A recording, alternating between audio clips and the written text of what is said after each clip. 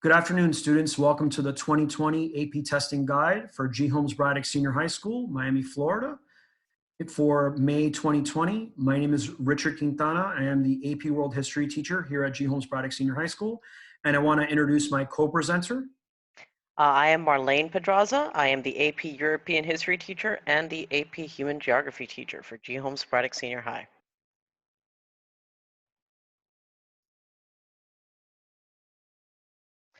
So this is the topics that we're going to be going over today. This is the resources that you have available to you. It is this PowerPoint. There is a College Board exam day checklist, which each student should be completing in advance and have with them on test day. You're going to have a separate document, which is a collection of required documents that you should have also on hand with you. A testing demo is available online that you should be using or have used at this point. If you cannot access the demo, you cannot access the actual test. So it is incredibly important that you make sure that this functions properly. And additionally, also on the College Board website is a detailed FAQ list, which will go over any potential questions that you may have. And these are all going to be links that you can click on if you have specific questions about the topics that we're going over today. So about your AP exam e-ticket. This is what you will be receiving on the 2 days prior to your test. You're going to get an email. And with this email, you will be able to get your AP ID number, the time, and the date of your exam. It will also have well, as you can see in the lower right, a big yellow button that takes you directly to your test. It is only for you. You cannot share this link with anyone else. There is a chance that the website can get confused and recognize you as somebody else, which would be bad. At this time, you should keep that email. You should not lose the email in case you do need to request a makeup exam. And these are the dates for our May exam schedule for all of the AP exams. You will notice that the histories are mentioned. For example, AP World History is here in the middle of the chart for Thursday, May 21st, as well as AP Human Geography listed for May 12th. And European History is mentioned for May 13th. And to simplify this for students, we have them all listed here. So in case there's any doubt as to when you are testing, AP World History will be testing on Thursday, May 21st at 2 p.m., while AP European History will be testing on Wednesday, May 13th at 4 p.m., and AP Human Geography will be testing on Tuesday, May 12th at 4 p.m. Now, in case you do need to make up the AP exam, keep in mind that World History will be doing their makeups on Thursday, June 4th, and that'll be at 12 p.m., as well as our other subjects, which we have Human Geography on Monday, June 1st, and that'll be at 2 p.m. And we also have European History makeup on Tuesday, June 2nd at also 2 p.m. Keep in mind that if you happen to have to make up the exam, right, you'll be issued a new June e-ticket for you to be able to make up the exam in June.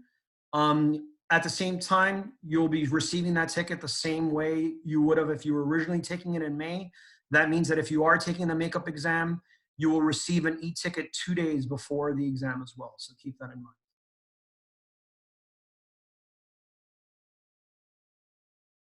So what to expect in terms of this year's exams? Well, keep in mind that the scoring has not changed. In other words, students will still receive as a passing score a 3, 4, or 5 on the exam. So this has not changed compared to prior years. It is still the same. So the key is just to remain calm. Make sure you read all parts of the question so that way you can show what you know and the time that they give you. Now, the AP exams, they're never graded on a curve, right? This year's exams are no different. So students who earn the required points will get the score of 3, 4, or 5 on this year's exam. And don't worry, don't freak out if you can't complete all parts of the question, right? The most important thing is that you attach and submit your response, right? Make sure you demonstrate as much as you know, as much as possible on each of the questions that you're working on. And make sure that you complete as much as you can. And a student can still get a 5, even if they don't complete all of the parts of their essay. So keep that in mind. And you'll be able to submit this at the very end once you complete your writing for it. What to expect for this year's exams as well. So something to keep in mind, right? Make sure that you are in a very good testing environment, right? At home, it can be challenging with all the distractions. So one of the things that the College Board has done is that they've shortened the exam. It's a much shorter exam compared to previous years. This is to make sure that they are being fair to students. So you will have fewer questions than you've had in the past in terms of the exam. And again, this is to ensure fairness and to guarantee that everybody has an equal chance to receive college credit. So the big question becomes, how are we submitting these questions? And the answer is there are 3 ways by which you can submit your responses to the questions being asked of you. The first option is to copy and paste a response you have typed out and then submit it within the window that College Board has left for you to type in. This is probably my favorited option. Of the 3 options, this is probably the most straightforward. It would require having 2 windows open as illustrated on the right. You have your questions on the left and your where you are typing it on the right, be it Google Docs, Microsoft Word, or Notes. At that point, you should be saving as you write, and you will, when you are done, copy the entirety and paste it into the screen on the left. Things to keep in mind. You should be adding your AP ID and your initials at the very top of your text on the right-hand side of your document. And when you have 5 minutes remaining is when you should take your answer and paste it into the window on the left and hit submit. We'll go further into what that will look like later on in this presentation. Option 2, this is the attachment process. You're still doing the same thing as we talked about before with the 2 windows, one the questions on the left, your response on the right. But rather than copying and pasting your response into the window on the left, you're saving your document and you're going to upload it to the College Board website. Same process as before. You should make sure that you have your AP ID and your initials at the top of the response. But the only difference is that you are going to have to save the document and then go to your College Board window on the left-hand side as illustrated over here. And you're going to upload the document directly. Now, option 3 is the one that I would most caution you because I feel like this is the one with the biggest margin for error. You are allowed to take the test by hand, take pictures of it, and then upload it onto the College Board website. This is, to me, the highest risk. But if you decide to do this, this is what you need to do. You write your AP ID at the top, the initials, and the page number at the top of each page that you're going to be using. You are limited on the number of pages that you are allowed to submit. This is the biggest flaw with this response, with this format of response. You're supposed to use either a dark pen or a pencil. And again, you're going to have to submit it as per the slide before, where you're going to have to upload it to the College Board website. They will only be accepting it as a .png or a JPEG. Regarding testing accommodations, so if you were granted testing accommodations prior to the AP exam, those accommodations are still being respected by the College Board. You don't need to have new accommodations approved. They will automatically carry over into this new online exam. Keep in mind that if you were granted extended time before, you will still be granted extended time with this online exam. So while you're taking the exam, there will be a timer, and that is for all students. There will always be a timer. But if you are granted extended time, your percentage of extended time will be added onto that timer. So keep that in mind. If you have any sort of other accommodations, for example, any sort of screen reading software, or if you have any other specific aids, those will also be granted to you as far as an accommodation. Now, regarding makeups, so if for some reason something happens and you do need to request a makeup, it can be granted to you by the College Board. So one of the things is you have your testing ticket that you will be receiving, right? So keep that testing ticket handy because you will need the information for it for your makeup. The way that you would have a makeup granted to you is you would have to click on this link or type it onto your internet browser, cb.org/request makeup. And you will need the original information from your e-ticket to fill out the form, including your AP ID number. And you must submit this form for makeup 48 hours from the original exam date. You will make sure you review your form, and they will send you an email once they review it, and they'll let you know whether they have accepted or denied your request during the week of May 25th. Keep in mind that calling the College Board and AP services won't work. They do not have staff working on hand to take calls, so they'll just have an automated message telling you to go about doing the way that I have just mentioned, which is by typing in this in your internet browser, cb.org/request makeup. That's what they'll refer you to do. So what is basically accepted as a makeup, right? So if you're sick, if you have some sort of interruption during the test with a family member, if there is some sort of battery failure with your device, if there's a power outage, if there's technical disruptions, if something is wrong with your Wi-Fi or your internet connections, those are all acceptable as excuses to be able to receive a makeup, right? Running out of time during the exam is not considered a valid reason to make up your test. So what are the 5 steps that you should be taking right now prior to your exam day? Very nicely, very cleanly laid out, College Board has created this timeline for you. The first thing you need to be doing is reviewing your contact information, my apologies. Then you're going to be checking your technology. You're going to, through the AP demos, practice submitting your response. Then you're going to gather the documents that you may be needing to have on hand for each test that you're taking. And then you're going to eventually, again, 2 days prior to exam day, receive your exam confirmation and e-ticket.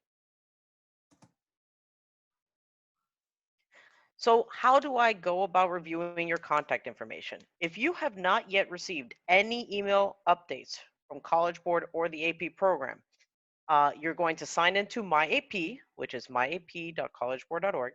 You're going to confirm that we have the correct email address there. When they will list you, they list here how to go about doing that. And you go to your profile, go to your account settings, and you can change your email at this time. You might want to check to make sure that you do not have your Date Schools account. I understand that that is being problematic. It should be a personal email. In subscriptions, make sure that you have checked off that you are willing to receive updates from College Board. That's very important.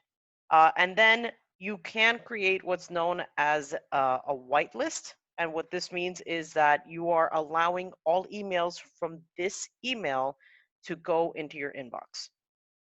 Remember that if you do not receive emails from AP, you can still receive your e-ticket by logging in to your My AP account.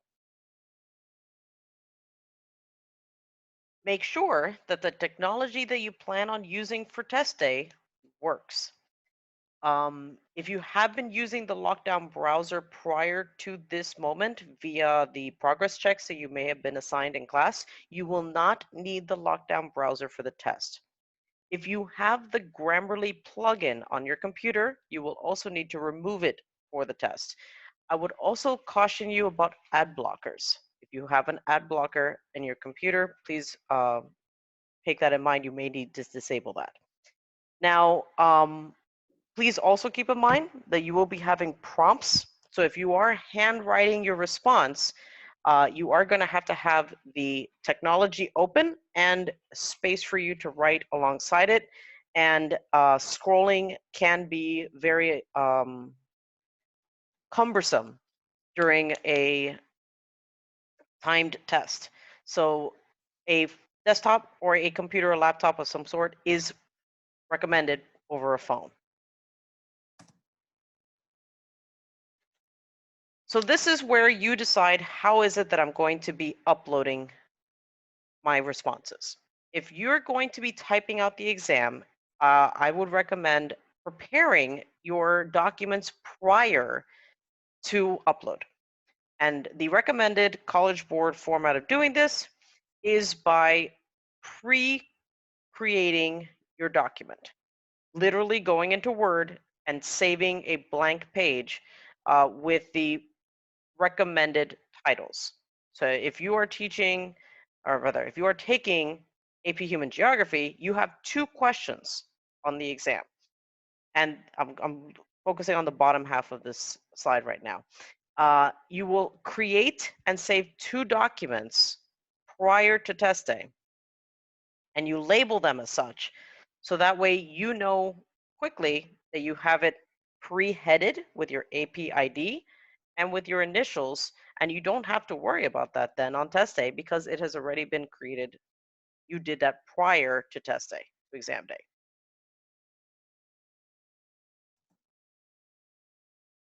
Handwriting. If you are going to go with option number 3 and doing the handwriting option, it's recommend you use white paper. I would recommend lined. I don't say you can use online, but I do not recommend that. Standard size, either a number 2 pencil or a pen with black or blue ink. Dark blue would be preferred. Please do not use sky blue. You are only allowed to upload 5 pages.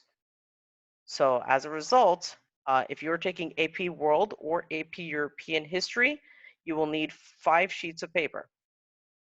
If you're taking pretty much any other exam, I believe Human Geography falls in this category, you're going to need 10 pages. It is highly unlikely you're going to need this many pages, but that is the maximum amount that you will be allowed to upload on test day. Please make sure that you have your AP ID, your initials, and a page number at the top of each page.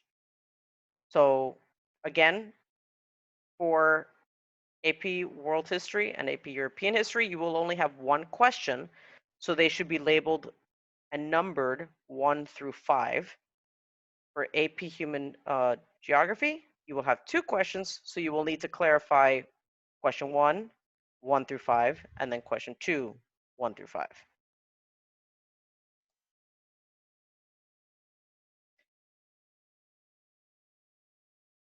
You're going to have to run through the demo with the technology that you plan on using on test day.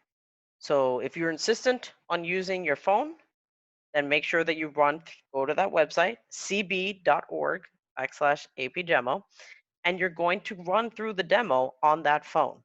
If you're going to use a laptop, go to that website, run through the demo on that laptop. If you're going to use a desktop computer, go to that website and make sure you run through it.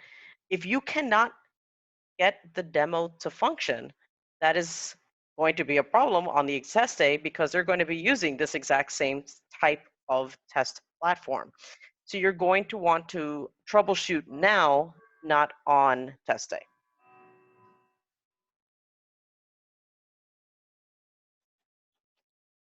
So what browser is recommended for the AP demo and on test day? They highly recommend the newest version of Google Chrome. As a backup, in case you do not use Chrome, you can use Firefox, Safari, or Edge. It is extremely important to understand that 2020 AP exams will not work on Internet Explorer. Remember, you can just do a Google search to get the latest Chrome browser. You might want to also make sure that it is fully updated, and that is the browser you should be using on test day. Any plugins need to be disabled. Again, the aforementioned Grammarly app or extension should be disabled. And if your demo does not work, please look to make sure your ad blockers are off as well. So what do students need for exam day? So some of the things that you will need that are required is your e-ticket, which you should receive by email. You should also have your completed exam day checklists, which includes your AP ID listed on it. You should also have your device ready for the actual exam, which is either a laptop, tablet, or smartphone. Laptops and tablets are the ones that are preferred. A browser that is working. Chrome, as Ms. Pedraza mentioned, is the recommended one, but Firefox, Safari, or Edge also will be sufficient to be using as a browser. Make sure you have a strong internet or cellular connection, and any sort of assistive technology and devices if you are receiving accommodations for the test. Now, in terms of typed responses, if you're going to decide to either copy and paste your response, or if you're going to save it on a document and basically attach it and submit it, you need to make sure you either have Microsoft Word on your technology, Google Docs, or Notes on your devices. What is permitted on the exam? You can use notes to help you. You can use study guides. Textbooks and other classroom resources are also allowed, and any previous assignments or assessments are also allowed as well. So some optional resources that are also available for this year's exams, just keep in mind, you can either have these printed or digital available to you and they can be used. So you can use class notes or study guides, which your teachers give you. Textbooks as well and other classroom resources are allowed. Any previous assignments or assessments or tests that you have saved can be used to help you out in studying and preparing. Calculators for certain exams, for example, the math exams, which don't apply for history or AP Human Geography, they are allowed. And any shared notes, right, that are downloaded to your device, right, keep in mind that you can use notes, but you can't use notes that someone shares out to you. So please be careful when you are using notes. Only your notes that you are using in front of you are the ones allowed, right? Some of the things to keep in mind is try not to waste too much time during the exam, right? It puts you also at risk in terms of any sort of cheating violations. So the more time you spend searching on, let's say, Google or anywhere on the web, that's less time that you're going to have to be able to answer the questions. So it's recommended to use notes in front of you or any sort of textbook, but internet searches are not recommended because it will eat up time off your clock. Keep in mind also that internet-based facts, any research or opinions that aren't relevant to the AP exam won't really help you with your score.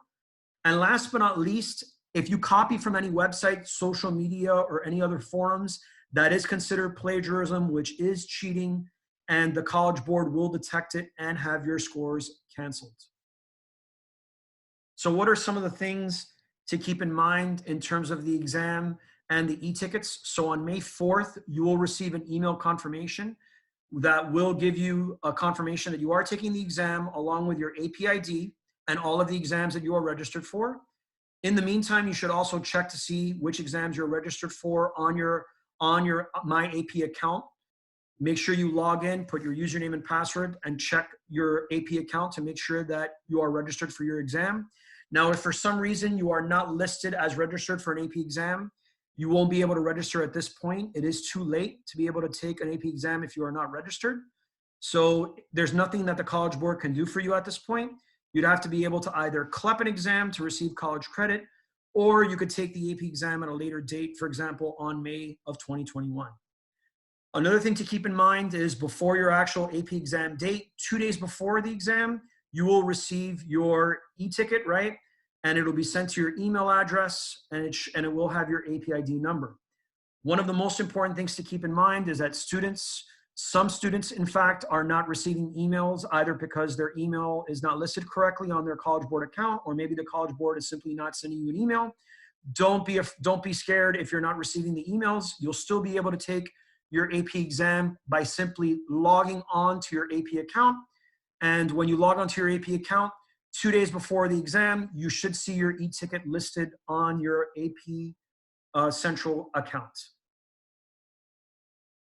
So some of the things to keep in mind that you should complete for the AP exam day is a checklist. This checklist is available for students on cb.org/AP checklist. You should be able to print and receive a hand copy of this for yourself. Make sure you check these off, right? Right before exam day. You should also list over here on the right-hand side of the box, you'll notice on your checklist, make sure you list your 8-character AP ID code. That ID code is on your e-ticket, but it's also located on your actual My AP account. So on exam day, keep in mind, if you are a world history or European history student, your exam information is listed here. So 30 minutes before your exam time, you're going to use your e-ticket to check into the exam. You're going to complete all identity information that they ask to make sure that it's you taking the exam. And then you're going to wait patiently for the exam to begin. Once the exam begins, you're going to be given 45 minutes to complete your DBQ or document-based question essay. You're going to read the question and you're going to develop your response. And then 5 minutes left, you will have time to submit your response and make sure that your exam is completed. If you're taking AP Human Geography or any other AP test that has 2 questions, the timing is a little different. 30 minutes prior to your start time, you check in.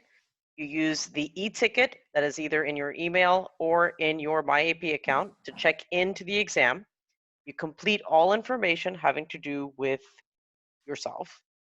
And the third thing you're going to do is wait for the exam to begin. You will not need to refresh the browser. You will wait and it will automatically load. The first question will appear, and you're going to read the question. You're going to develop your response. Your first question is 25 minutes long. Then you're going to submit your response, and there will be a 5-minute window for you to do that. If you finish early, you will still have to wait out that time. You will not be able to advance to question number 2 until the time is up. So please use the full 25 minutes to read and answer your question, and then 5-minute gap to upload. Then the second question will appear on the testing platform. You're going to have 15 minutes to read that question, develop your response, and then after 15 minutes are done, the timer will show that it is time to submit the response and your exam is completed. So what should your testing environment look like? The best thing you can do is create a quiet room around yourself. Remove all distractions. Enable do not disturb on your phone, or at least set it on silent. And make sure that your friends, your parents, your siblings, and everyone involved knows that you will be testing so that they should not disturb you for the approximate 45 minutes to an hour that you're going to need for this exam. Make sure that whatever device you're using is plugged in so that your battery doesn't die. If you have limited bandwidth at home, please make sure that Netflix in particular is going to be the most heavy bandwidth demanding service. So try not to stream, be it either Netflix, YouTube, or anything along those lines. Make sure also in your testing environment that you have your checklist and any required documents that you might need next to you and at hand.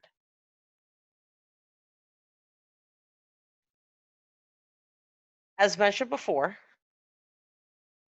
the major concern is exam security. And the College Board is extremely serious about making sure that the work you submit is your own work. You are not allowed to incorporate or use any work that is not your own. And you cannot receive or give any assistance to anyone. They have a variety of techniques that they are implementing. They are not releasing those techniques, but they are very much and actively monitoring a variety of circumstances in order to make sure that they catch those situations. If they detect that, uh, it cannot be stressed enough that students found violating exam security will face severe consequences, which can include having their names reported to college admissions offices for attempted cheating, and of course, your AP exam score will be canceled. If you have any questions about exam security or anything about cheating attempts, you can in fact click on the link or go ahead and report any cheating that you may know of. So, checking into your exam. 30 minutes prior to your start time, you're going to click on the link in your email on your e-ticket. You're going to spend a few minutes going through the various security layers. One of them is going to be inputting your AP ID as shown on the right. And then there will be a timer on the bottom that shows how long you have until the start of the exam. Once the exam starts, it will automatically appear. You do not need to refresh your browser.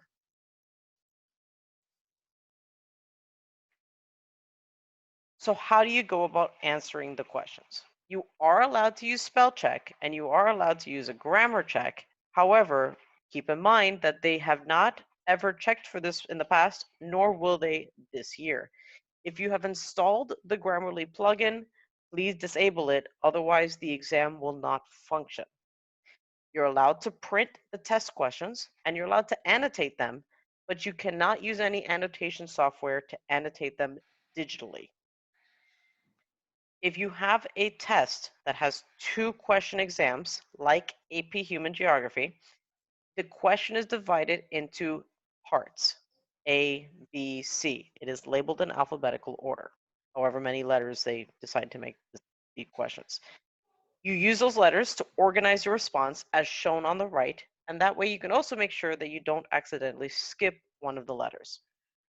Again, for 2-question response exams like AP Human Geography, you will not be able to move on to the second question until time is up for the first question. So once the first question is finished, the second question will automatically appear. Once you submit a question, you cannot go back to it. So make sure you allocate your time fully. So how should students manage their time? So during the AP exam, you're going to see a timer at the bottom of your screen showing how much time remains to create and submit your response, right? Make sure that you keep your timer visible on screen. You'll notice that the timer is in bold and black, right, while you're taking the test. When you're in the 5-minute window of submitting your work, the timer will start turning into a red font telling you that you have 5 minutes left. So keep in mind that that pop-up will be there, and make sure that you submit your response on time, right? Stop and make sure that you copy or attach your work before the time expires, right? You can still earn a 5 even if you haven't completed the entire response. At the same time, if you don't submit your response in the time that the College Board gives, then you cannot receive any credit for the exam. Losing track of time and not submitting your response before time runs out is not an acceptable reason, by the way, for requesting a makeup test. So AP still has the same standards in terms of scoring for a 3, 4, or 5, which is considered passing. And it isn't any more difficult this year than in prior years. So when you are submitting your response, some of the things to keep in mind, this is a 2-step process. You're either going to attach your response, and you're going to either attach it and submit it as a Word document or as a Google Doc, or you may copy and paste it, right? Make sure that when you are done that you click submit. If you don't click submit before the timer runs out, your response will not count. Once you click submit, your response may continue to transfer depending on your bandwidth, and that's okay. Just make sure that you're able to move on to the next question, and even while you're in the first question and it continues to transfer, so long as you click submit before the time runs out, then you are fine. If your response continues to transfer after the exam ends, wait for an on-screen message confirming that your exam is complete, making sure that your submission is fully uploaded before you close your browser or turn off your computer to restart. If you never see that your AP exam is complete message, if you never see that, then you did not submit your exam, and then you can go about requesting a makeup with the situation that your technology did not work. Then you will have to wait for an e-ticket to be issued to you for a June makeup. So what could go wrong while you're testing, right? So lots of things could go wrong. Maybe you accidentally close your browser. Maybe your actual computer or device crashes, or maybe you temporarily lose internet connection. So you can quickly go back into your exam and you can continue where you left off. But if you feel that the technology disruption has negatively impacted your performance on the exam, then you can go about requesting a makeup. And you will do that by going on to the link cb.org/request makeup. Keep in mind, as Ms. Pedraza mentioned earlier, during the exam, don't refresh your browser or hit the back button. And when you are requesting a makeup, please use the link as mentioned, cb.org/request makeup. Don't call the customer service number. They won't be able to help you. They do not have staff on hand to be able to answer technical issues. You will have to be able to do everything online in this case by using the link cb.org/request makeup. So now with the exam scores, how is it that they're going to be sent? How are you going to get your credit? And you know, where is it going to go? So 2020 AP exam scores. As usual, they will be scored by AP readers, many of whom are either college professors or experienced educators, such as Mr. Quintana. And these scores will be reported in the usual format of a 1 to 5 scale, 1 being the lowest, 5 being the highest. There will be an extended scoring schedule. What that means is that since the test dates were pushed back, all exams will be pushed back a week later than usual. So you should be seeing your test scores around July the 15th. College Board appreciates the fact that you still are very eager to take the AP test. And as a result, they want to make sure that every AP student has the opportunity to earn the college credit that they've been working toward all year long. Most importantly, stay safe and stay healthy. And thank you, students, for listening to our presentation. Good luck on your exams, and may the force be with you.